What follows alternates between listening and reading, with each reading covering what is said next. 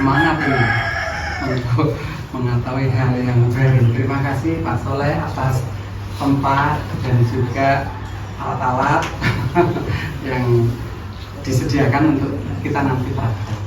Jadi kita di sini tidak hanya teori, tapi praktek.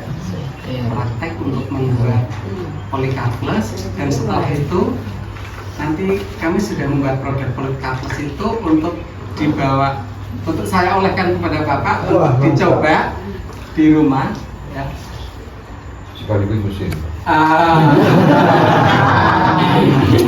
Mesinnya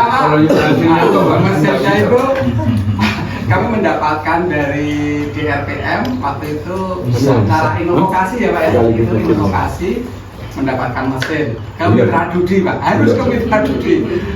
Kalau dengan Bapak nantinya itu kami mengajukan lagi ke Politeknik atau ke DRPM ke Desa Seputi. Seperti itu modelnya, tidak bisa. Jadi paling 1 tahun sekali kita punya semacam itu. Jadi bisa di shortcut itu, wah kalau kayak kita aja bisa bikin sendiri ya. Jadi tidak usah nunggu program ya Pak? Jadi kalau ada program berarti nanti alatnya ada 2 Pak.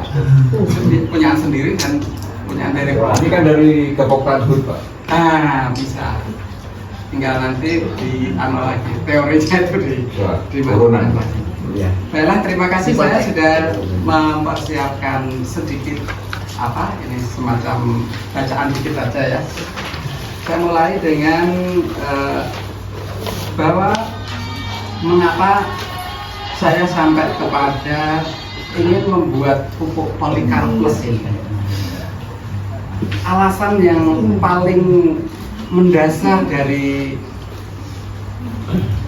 segala sesuatu yang berkaitan dengan pupuk adalah yang pertama, pupuk itu dari tahun ke tahun kok semakin mahal. Iya. Kemudian ada dibedakan antara pupuk bersubsidi dan non subsidi. Yang bersubsidi pun itu dulu masih banyak yang komoditas yang bisa dipakai. Sekarang hanya 3 komoditas saja, komoditas pangan saja. Pajali kalau nggak salah ya, padi, jagung, dan kedelai. Untuk yang lain, para petani nggak bisa itu memakai pupuk bersubsidi, memakai non subsidi. Yang kita tahu bahwa pupuk non subsidi itu mungkin harganya hampir 2 kali lipat harga salah di sini. Mungkin di tempat lain bisa berubah harga, tergantung tempatnya.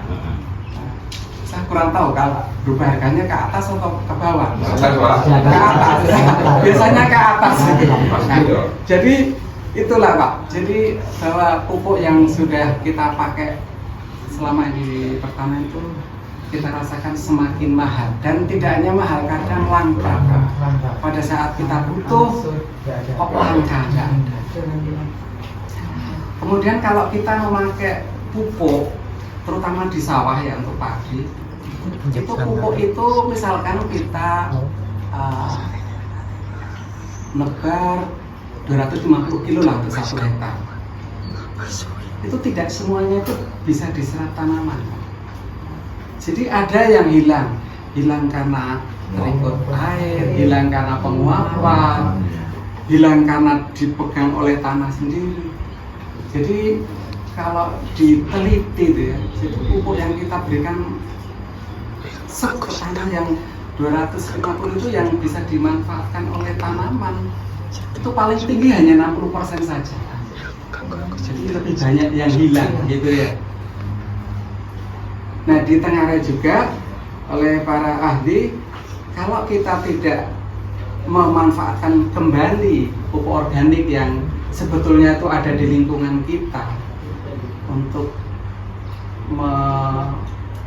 untuk mempertahankan kesuburan tanah, itu lama-lama itu tanahnya juga rusak. Jadi kalau kita memakai pupuk anorganik terus gitu tanpa ada pengembalian pupuk organik, itu yang menjadi alasan pertama saya berpikir kita harus berpikir bagaimana caranya menghemat pupuk itu ya. Kalau tidak bisa tidak memakai pupuk sama sekali kan tidak mungkin ya.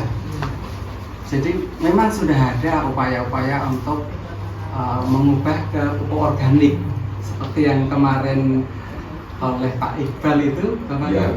itu kan mengubah itu bentuknya dari dedaunan, dari sampah-sampah gitu ya, yang kita katakan wah itu nggak ada nilainya, itu hanya limbah pertanian saja. Malah ada Jati Pak, dikirim di Jepang itu.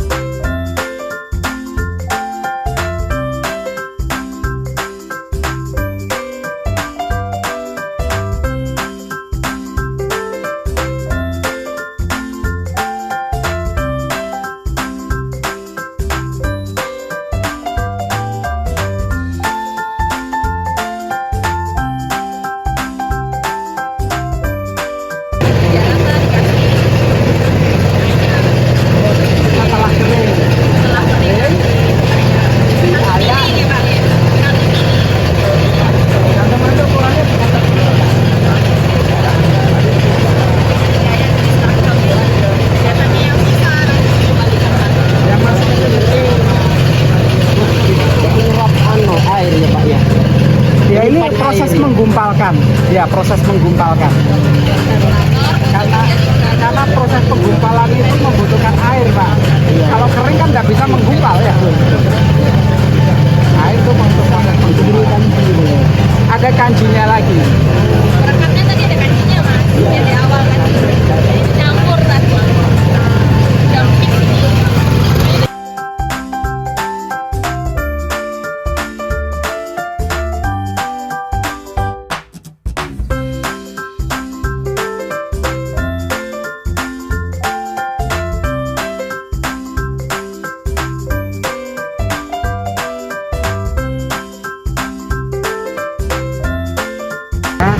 Jika petani memanfaatkan polycarbonate ini ya, memanfaatkan apa yang ada di dalam dan mengubahnya menjadi polycarbonate, nanti lingkungan menjadi lebih bagus ya.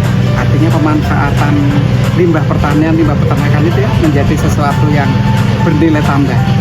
Nah, setelah itu produktivitas pertanian akan meningkat dengan juga ada unsur penghematan pemakaian pupuk. Sebutkan nama lengkapnya Pak, dan jenengan selaku apa di sini Pak? Saya dari Politeknik Negeri Jember, nama Sugiarto, Insinyur Sugiarto MP. Di dalam pengabdian ini selaku ketua tim pengabdian masyarakat. Yang dilibatkan siapa saja Pak, yang dilibatkan dalam kegiatan hari ini? Yang dilibatkan adalah Mitra Dudi, yaitu CV Arang Sejahtera yang dipimpin oleh Pak Soleh. Kemudian dari Desa Binaan yang dipimpin oleh Pak Kades Suryadi dengan mitra petani, mitra peternak.